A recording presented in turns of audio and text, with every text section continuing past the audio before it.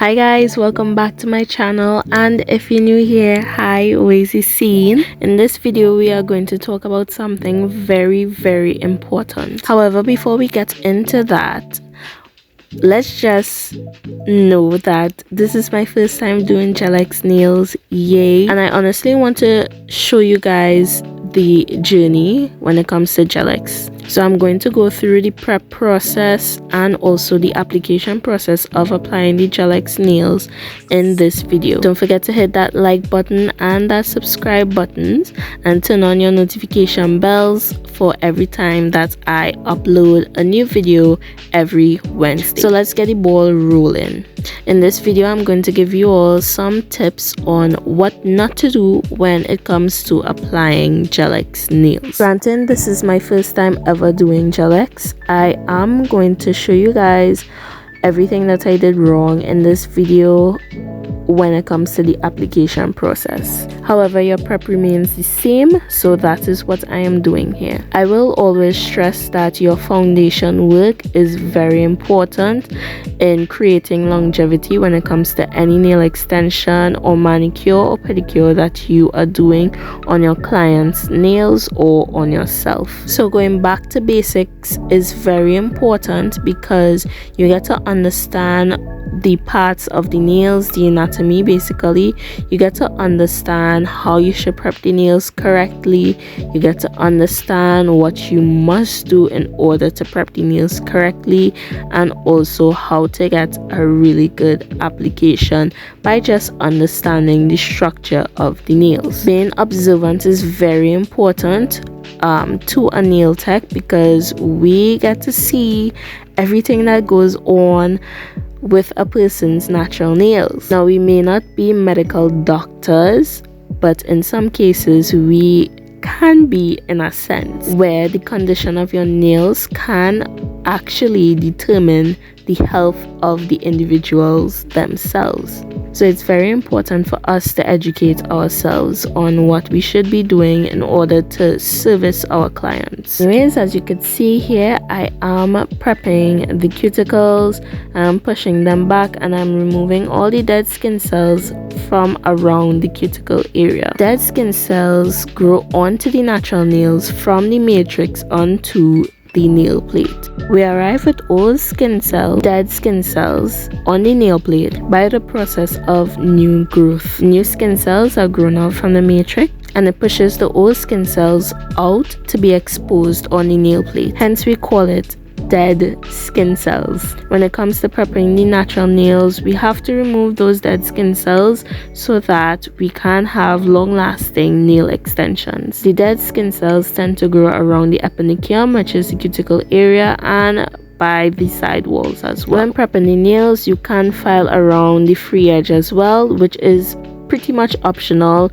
It's whether or not if your client wants their nails to be shortened, filed to a specific shape, etc. Before we get into the tips on what not to do when it comes to applying GELX, we have to understand what is GELX itself and what this gel system entails. So firstly, what we need to indicate and understand that GELX is a soft gel system in which we only use gel for application. Everything consists of gel. The reason why it's called a soft gel system is because it is not builder gel or hard gel.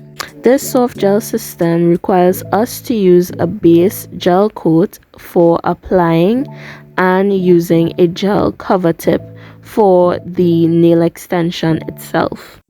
Therefore, the cover tips is being used as the nail extension and we do not have to create an extended nail. This can save us time if being applied properly. Now that we have understand what is GELX nails, now let's get into our tips on what not to do when it comes to applying GELX nails. Tip number 1, we should not flood the cuticle area. Doing GELX for the first time can be pretty tricky for some people. I know for me it was a bit complicated. Why? Because of the application process. You do have to use a gel glue in order to stick the cover tips onto the natural nails, right? So therefore, this means that you have to have a good eye in terms of applying that glue onto the cover tips and not making it flood onto the natural nails. Therefore, we need to understand how long the natural nail plate is, how wide the side walls are, and how long the free edge is in order to apply the GELX tip properly without flooding. This helps us to control the amount of glue that we are placing on our gel cover tips. So upon filing her natural nails, we are going to remove all the dust by using my brush to clean up her hands. And now we are going to begin the prep for the GELX nails. I first go in with dehydrator on all 10 fingernails, and secondly I go in with the nail primer. Now for the nail dehydrator, you can use rubbing alcohol because it basically does the same thing. I'm also assuming that the primer is strictly a gel primer, so we could see I could try it with some acrylics as well to see if it will last with acrylics. And then the third step is using the gel extension glue, applying it as a base on her natural nails and then applying it onto the cover tips so that we can stick the extension. So let's continue with our tips. Tip number 2, be observant of how thick your cover tips are. This ties into tip number 1 because we want to protect the cuticle area essentially. In my GELX kit, the cover tips were really thick from the cuticle area go up, right? That means the cover tips were really sculpted, which is not a bad thing. However, we should thin out the cuticle area on the cover tips. This was something that I did not do and I was not very observant of. My thought process was, you know what, I could just apply the cover tips a little bit, like a few inches away from her cuticle area and file. But even if you choose to do that, that can still cause drama. Why? Because if you lack experience like me in terms of doing the GELX application and is now learning, you would not do everything perfect. So even though I wanted to apply the GELX cover tips away from her cuticle area, I still did it close to her cuticle area, not onto her cuticles, but close to her cuticle area, which caused filing to be very difficult. So remembered in point number 1, we spoke about not flooding the cuticle area. If the cuticle area is flooded, that means gel is on her cuticles and on her skin.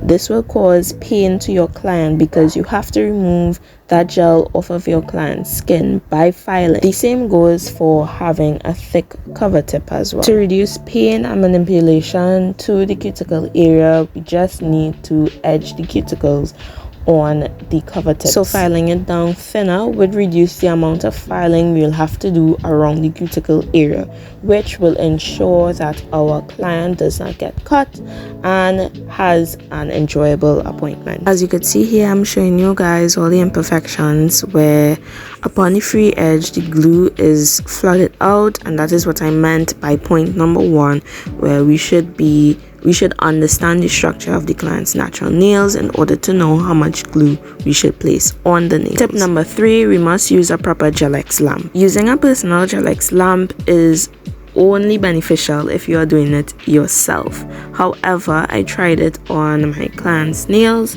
and that didn't go so well. Why this is a tip that you should consider, because this can create air bubbles within the cover tips, and we all know air bubbles is very bad. It messes with our longevity of our nails, and moisture can be trapped under your nails if there is air bubbles involved. As you all can see, I'm showing you all everything that I have done in the application. I was a bit confused to know if the glue was dried or not, but make sure when you all are curing the GELX extension after doing it individually, put it in the lamps for a 30 seconds or a minute so that it could cure some more. I didn't have much air bubbles in my application, which was good. Only this nail had air bubbles. And that's basically it with the tips that I have discovered when doing this GELX extension. I did cut these nails shorter and file to shape and design, and this is how the nails looked. Let me know in the comment section if you all enjoyed this video, if this video was helpful to you, especially for those who are now starting to learn how to do the GELX and want to know what not to do when it comes to applying GELX nails. So guys, don't forget to like, comment and subscribe and hit that notification bell so you all can be notified whenever I post another video.